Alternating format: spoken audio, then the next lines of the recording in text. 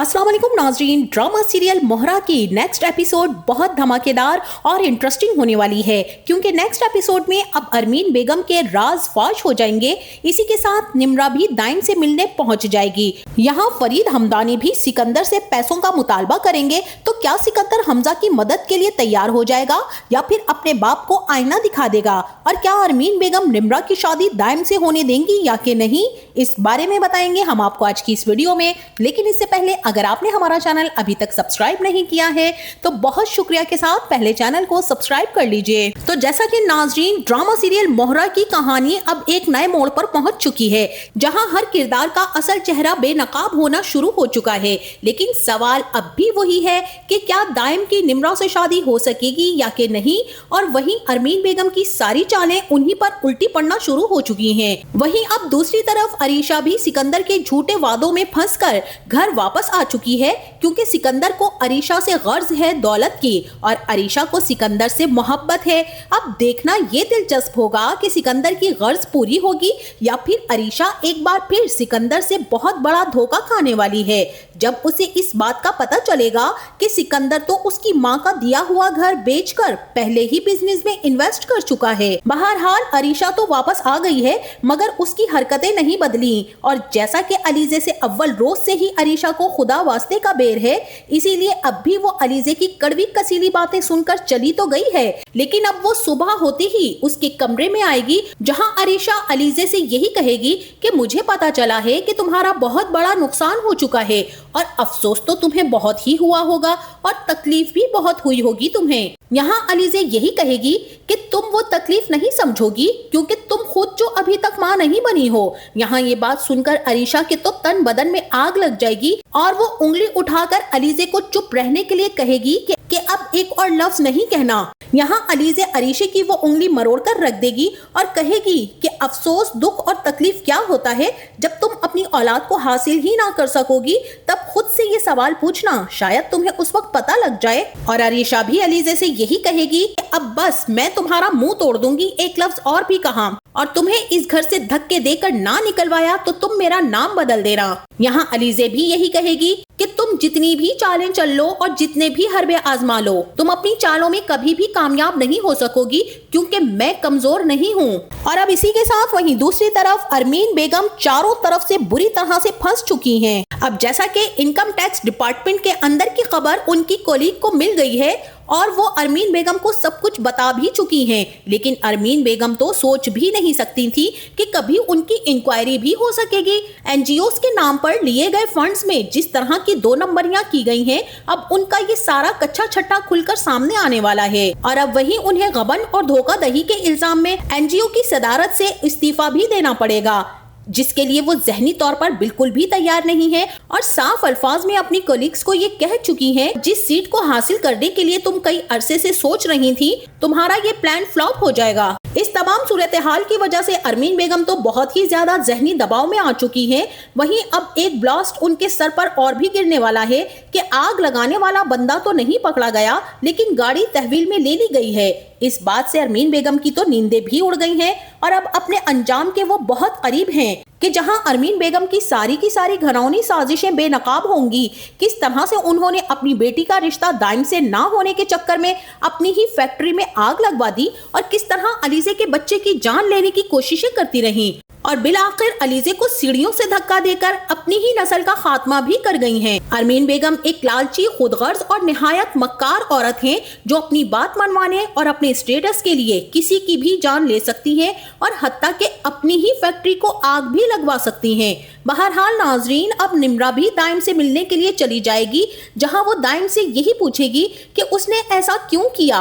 अगर दौलत ही चाहिए थी तो बता देता कि उसे निम्रा से हेल्प भी चाहिए होगी, मगर दाइम जो कि एक नेक, शरीफ और अक्लमंद लड़का है, अब वो भी निम्रा के सामने उसकी माँ की हकीकत रख देगा कि उन्होंने तुमसे झूठ बोला है, उन्होंने मेरी बहुत ही ज्यादा बेइज्जती की है और मेरी औकात मुझे बता दी है कि मैं तुम्हें डिजर्व ही नहीं करता हूँ। बहरहाल मैं तो फिर भी तुमसे यही कहूँगा कि मुझे तो तुमसे वाकई सच्ची मोहब्बत है और इसीलिए तो मैंने तुम्हें कोर्ट मैरिज का ऑप्शन दिया था, क्योंकि मुझे अंदाजा हो चुका था कि तुम्हारे पेरेंट्स नहीं मानेंगे। अब फैसला तुम्हारे हाथ में है। मैं रिश्ता लाया और धुतकार दिया गया, फिर भी मैं तुम्हें अपनाना चाहता हूँ।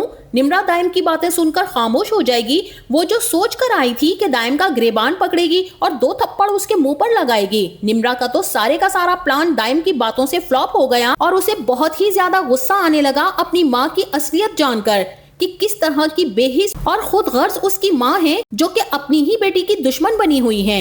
अब जैसे ही निम्रा दाइम से मिलकर घर वापस आएगी तो वहाँ पर रेहान की माँ एक बार फिर से अरमीन बेगम के घर अपने बेटे के साथ मौजूद होंगी और यहाँ रेहान की वालदा फरीद साहब से यही कहेंगी कि अगर आपको रेहान का प्रपोजल पसंद है तो क्यों ना हम इनकी शादी तय कर दें। और यूं फरीद साहब के साथ अरमीन बेगम भी अगले महीने की 6 तारीख निम्रा और रेहान के निकाह के लिए तय कर देंगे। जैसे ही निम्रा उनके दरमियान आकर बैठेगी तब अपनी माँ को घूरती नजरों से देखेगी। जिस माँ ने अपनी बेटी की मोहब्बत का कत्ल कर दिया, उस माँ ने अपनी ख्वाहिश और अपनी खुशी के आगे बेटी की खुशियां कुर्बान कर डाली। और जैसे ही मेहमान वापस जाएंगे तब निम्रा भी आकर अपनी माँ को साफ साफ 2 टोक अल्फाज में बता देगी कि वो रेहान से हरगिज शादी नहीं करेगी। यहाँ पर अरमीन बेगम निहायत सख्ती के साथ निम्रा से पेश आएंगी और निम्रा भी अपनी माँ से कहेगी कि मैंने पहले भी आपको बता दिया था और अब दोबारा से आपसे कह रही हूँ कि मैं दाइम के सिवा किसी से भी शादी नहीं करूंगी। यहाँ अरमीन बेगम गुस्से से निम्रा से कहेंगी कि अगर मैंने तुम्हारे मुंह से दोबारा उस लड़के का नाम सुना ना तो मुझसे बुरा कोई ना होगा। तुम बस इतना याद रखो कि अगले महीने की 6 तारीख को तुम्हारा निकाह है रेहान के साथ। अब इससे आगे एक लफ्ज भी मैं नहीं सुनूंगी। निम्रा अब बहुत ही ज्यादा परेशान हो जाएगी और वो दाइम को कॉल करेगी, मगर दाइम तो अब हमेशा के लिए निम्रा का नंबर ब्लॉक कर चुका होगा। उसका निम्रा से मिलने का मतलब सिर्फ और सिर्फ यही था कि वो उसकी माँ की असलियत उसे बता दे। इसीलिए अब दाइम खुद ही निम्रा के रास्ते से अलग हो जाएगा, क्योंकि उसे अपनी सेल्फ रिस्पेक्ट बहुत ही ज्यादा अजीज होगी जिस पर वो कंप्रोमाइज ही नहीं करेगा। लिहाजा अब चारों नाचार निम्रा को रेहान से ही शादी करना पड़ेगी और दाइम की मोहब्बत को खैरबाद करना ही पड़ेगा। वहीं अब दूसरी तरफ हमजा की फैक्ट्री में लगने वाली आग से करोड़ों का नुकसान हो चुका है, जिसकी वजह से उसकी कंपनी खसारे में जा रही है। सब शेयर होल्डर्स भी अपने शेयर्स का तकाजा कर रहे हैं, इसीलिए हमजा बैंक के थ्रू लोन लेने की कोशिश करेगा। जहां जैसे ही बैंक से कॉल आएगी कि फिलवक्त आपको इतनी बड़ी रकम लोन की सूरत में नहीं मिल सकती है, जबकि कंपनी में बचा ही कुछ नहीं है। यहाँ हमजा भी बैंक मैनेजर से यही कहेगा कि क्या कह रहे हैं आप, मुझे इस लोन की बहुत ज्यादा अशद जरूरत है, क्योंकि सारा फ्यूचर कंपनी का इसी लोन पर तो डिपेंड करता है और यही वजह है कि इन्वेस्टर्स ने भी मुझे इसी वजह से पैसे दिए थे। यहाँ मैनेजर माजरत ही करता रहेगा और हमजा कहेगा कि देखिए मुझे हर हाल में लोन चाहिए, आप कुछ भी करके मेरा ये मसला हल करें। मैनेजर हमजा को माजरत का कहकर कॉल काट देगा। वहीं फरीद हमदानी भी ये सारी सूरत हाल देखकर हमजा से कहेंगे कि बेटा, मार्केट में हमारी कंपनी के बारे में तरह तरह की बातें फैल रही हैं। अगर सिकंदर हमसे अलग ना हुआ होता तो हम वो सारा कैपिटल इस वक्त यूज कर सकते थे। और इसी सिलसिले में अब फरीद हमदानी भी सिकंदर से बात करेंगे कि तुम्हें तो सारी सूरत हाल का पता है, फिर भी तुमने एक बार भी फैक्ट्री आकर हमजा से इस बारे में कुछ नहीं पूछा और ना ही उसको तसल्ली दी। कम से कम कुछ कर नहीं सकते थे तो हमदर्दी के 2 बोल ही बोल लेते। और जैसा कि सारी सूरत हाल तुम्हारे सामने है तो तुम अपने भाई की मदद करो और कुछ पैसे वहां पर इन्वेस्ट करो। और यहाँ सिकंदर भी फरीद हमदानी को साफ अल्फाज में कह देगा कि बिजनेस में कोई रिश्तेदारी नहीं होती है, कंपनी हमजा की है, मेरा उससे कोई कंसर्न नहीं है। फायदा हो या फिर नुकसान ना ही मेरी वजह से हुआ है और ना ही मुझे इन मामलात में इंटरफेयर करना पसंद है। लिहाजा मुझसे बिल्कुल भी तवक्का ना रखिएगा कि मैं हमजा के बिजनेस में इन्वेस्ट करूंगा। सिकंदर तो अपने बाप की कुछ भी सुने बगैर वहां से चला जाएगा और फरीद हमदानी अपने घर की इस बिगड़ती हुई सूरत हाल पर अफसोस ही करते रह जाएंगे, जहां उन्होंने दिन रात एक करके बिजनेस को तरक्की दी औलादों के सुख और चैन के लिए, और आज वही औलाद उन्हें बातें सुनाकर चली गई। सिकंदर तो है भी एक नंबर का घटिया इंसान, जो कि अपनी माँ की तरह खुदगर्ज, लालची और धोखेबाज है। यही सब कुछ वो अपनी नामनहाद हमसफर बीवी के साथ भी कर रहा है। तो नाजरीन, देखना तो दिलचस्प ये होगा जब अरमीन बेगम की इन्वेस्टिगेशन कंप्लीट होने के बाद उन्हें आईएसआई की टीम अरेस्ट करने आएगी। यहाँ उनके सारे करतूत खुलकर सामने आ जाएंगे। फरीद हमदानी भी कुछ नहीं कर सकेंगे।